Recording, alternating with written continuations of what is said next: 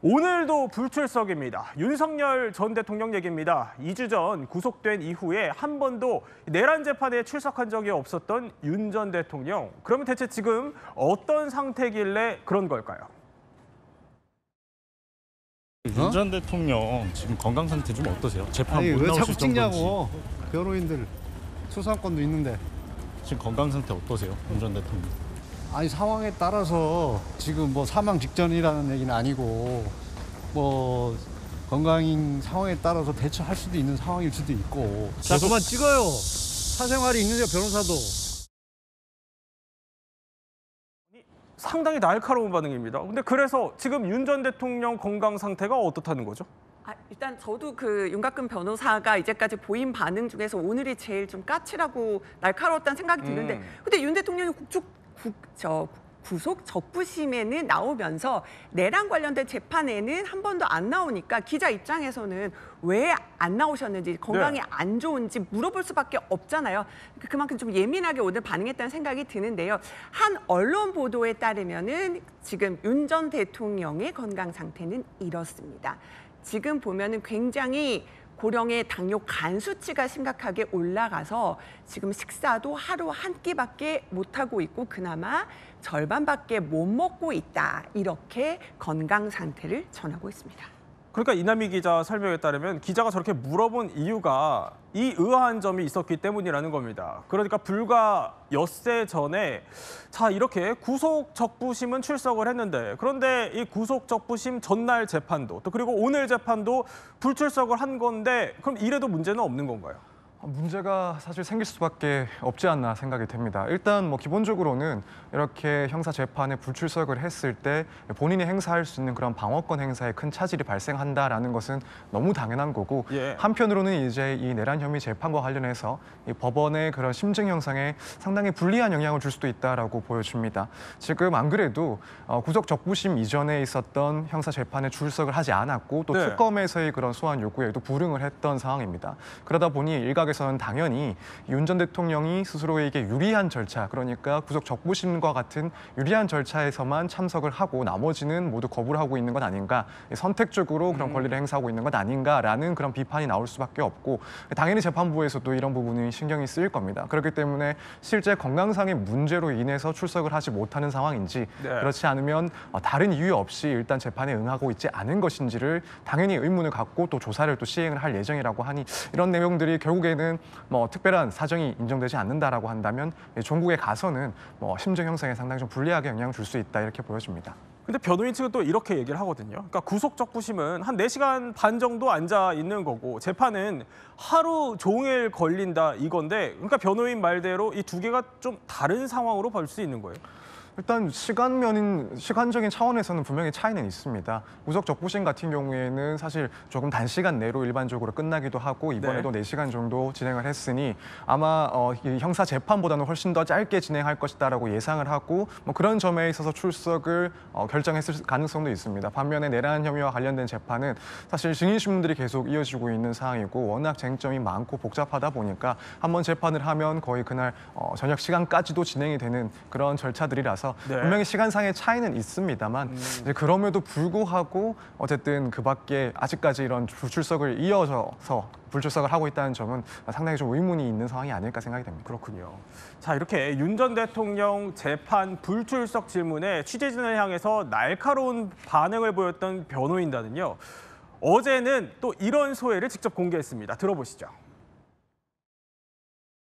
제가 이 사건 변론 준비하면서 개몽됐다라는 표현을 하긴 했지만, 혼자 이제 새벽에 제가 변론하는 날이 되면 새벽에 늦게까지 변론 준비를 하다가 이제 혼자서 막 엄청 울부짖었던 적이 있어요. 탄핵 인용 결정이 날고 나서 우울감이 와서 아무 생각이 안 들었고, 또 한편으로는 내가 변론을 잘 못해서 탄핵 당한 것이 아닌가라는 그런 자책감 속에서. 자, 서정민 변호사. 그러니까 윤 전 대통령 재판은 안 나왔지만 며칠 전 옥중에서 SNS 글을 올리기도 했었고요. 저렇게. 변호인단도 이렇게 유튜브로 좀 소통을 하고 어떻게 보면 여론전에 힘을 싣는 모양새인데 이게 재판에 도움이 됩니까? 일단 윤 전 대통령 그리고 그 변호인 측에서는 이런 점이 여론전으로 활용할 수가 있고 또 재판에 영향을 미친다라고 생각을 하는 것 같습니다. 아직까지 윤 전 대통령에 대한 지지자들이 또 존재하고 있기 때문에 이런 민감한 사건에서는 그들의 목소리도 중요하다라고 판단을 하는 것 같은데 개인적으로는 사실 영향을 미칠 수는 없다라고 생각을 하고 있습니다. 사실 지금 윤 전 대통령에 진행되는 이 내란 혐의 재판만 보더라도 사실관계부터 법리 다툼까지도 치열하게 이제 공방이 오가고 있는 상황이고 또 앞으로도 그렇게 진행이 될 겁니다.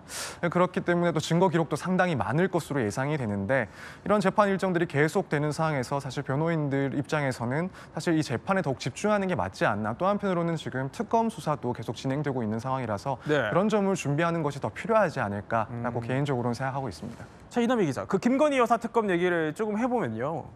소환조사 받으라 이렇게 통보한 날짜가 이제 한 2주 앞으로 다가왔는데 김 여사 측에서 특검팀에게 좀 이례적인 요구를 했어요? 자, 어떤 요구를 했는지 하나씩 살펴보겠습니다. 일단 김건희 특검이 조사할 혐의가 18개거든요. 근데 각 혐의별로 다른 날 나눠 조사했으면 좋겠다라는 의견을 냈고요. 그다음에 이 조사하는 날짜 사이로 3, 4일 정도 휴일을 보장하라. 그리고 6시 전이라는 건 오후 6시를 말하겠죠. 오후 6시 전 조사를 종결했으면 좋겠다. 이렇게 보통은 수사를 받는 사람이 이렇게 제안을 한다는 게 저는 이렇게 많이 보지는 못했던 상황이기는 한데요. 그래서 이제 기자들이 궁금했죠. 이 요청을 받아들일 거냐 이렇게 물었더니 원칙대로만 하겠다 이렇게 답변을 했거든요. 어제는 뭐 그 협의할 수 있냐고 했을 때는 안 된다고 했는데, 그러니까 뭐는 되고 뭐는 안 된다 이렇게 답변을 안 했습니다. 다만요 여기서 그 일반적으로 보통 심야 조사하는 거는 보통 일반 피의자도 동의를 구하거든요. 오후 6시 이후 조사는 안 하겠다 정도는 받아들일 수 있지 않을까 생각은 들지만 어떻게 될지도 궁금하긴 합니다. 아니 그러니까 조사를 좀 몇 시까지 끝내달라, 좀 휴일을 보장해달라 이런 건데 아니 원래 좀 이런 걸 요구할 수 있습니까?